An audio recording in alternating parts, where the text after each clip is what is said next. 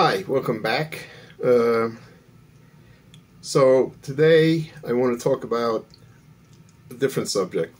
I don't want to talk about the news. I don't want to talk about any political things. We have enough of that on the news. We don't need to hear it from me. So I want to talk a little bit today about young people and old people. So I'm going on 71 years old. I've seen some videos on YouTube about how people are describing their lives and what they've done, not done. I'm just a little confused with the younger generation that we have now, complaining about how they can't make it. I saw some people earning six-figure salaries and they're struggling. I get the inflation part of it. I know the housing issue is also a problem. But in reality, I don't know. When I grew up, I'm not very educated. I left home at the age of 16. I guess I was from a lower middle class family. We weren't wealthy or anything like that. I didn't grow up with a silver spoon in my mouth, that's for sure. So I left home at 16. My upbringing was pretty normal. I was born in Brooklyn, New York. We lived near Brooklyn College, actually. It's interesting that I think the first traumatic thing that happened in my life was really something I live with every day. Well, I just remember it, I guess. I have a good memory. Was about 6 years old. We lived on the second floor and on a fifth-story walk-up, five-story walk-up. And there was a courtyard between the two. There was two buildings opposite each other. And one morning, I woke up. I hear a thump, huge thump. And I went to my window and I looked out the window and I looked down in the courtyard and I see a body. And around the body was just a pool of very dark colored blood. So it wasn't oxygenated blood. It was just dark, really, really dark. And I remember running into my parents' bedroom and yelling and screaming. And somebody was in the courtyard. I was very, very young. So my parents came and they saw this person laying in the courtyard. Actually, it was a woman that had had jumped from her fifth floor apartment into the courtyard. It was a suicide. And it was sad. It was very sad. I didn't really comprehend, everything that was going on. Only later, a little bit later, when I got older, I was, told what happened. But yeah, it stayed with me for my entire life. I'll never forget that. That vision of just seeing a person lying in a pool of blood.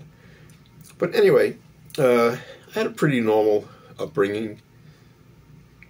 I went to the school across the street from me, the grammar schools, PS 152, and the neighborhood was quite nice. Interesting how when you grow up, there are certain things that your parents teach you. I actually remember the exact address, the apartment number, and my telephone number from then. We're going back quite a while now. I was born in 1954. So, yeah, my memory is still pretty good, I think. At the age of 16, I left home. And it was during the 60s, which was the psychedelic era, I guess. And everybody was experimenting with drugs and whatnot. And I was no different. I went down that whole route of experimenting with different drugs and whatnot. I wasn't a bad kid, I just didn't focus on anything. I mean, when you're that young, you really don't have a direction of where you really want to do something. Maybe now some people do, but at that time I didn't have any real direction. I didn't know what I wanted to do or had any ambition or anything like that. We just, were kids and we enjoyed our lives, and we didn't think very much about anything else. I did leave school, and I was living in a commune, actually, after that. I went with my cousin. They took me to a commune because I got into a little bit of a trouble. I was in an apartment where there was actually a drug dealer operating out of there, and it got raided. And I was a minor, and we went to court and everything, and they didn't charge me anything. They dropped all the charges, but there was a condition that I would go to this place, which was a commune, and I went with my cousin, and there I got really life experiences. I learned what it was, to be responsible, how to work, and it was probably one of the best times I had in my life, because there were a lot of other young people there, so I was able to relate to them, and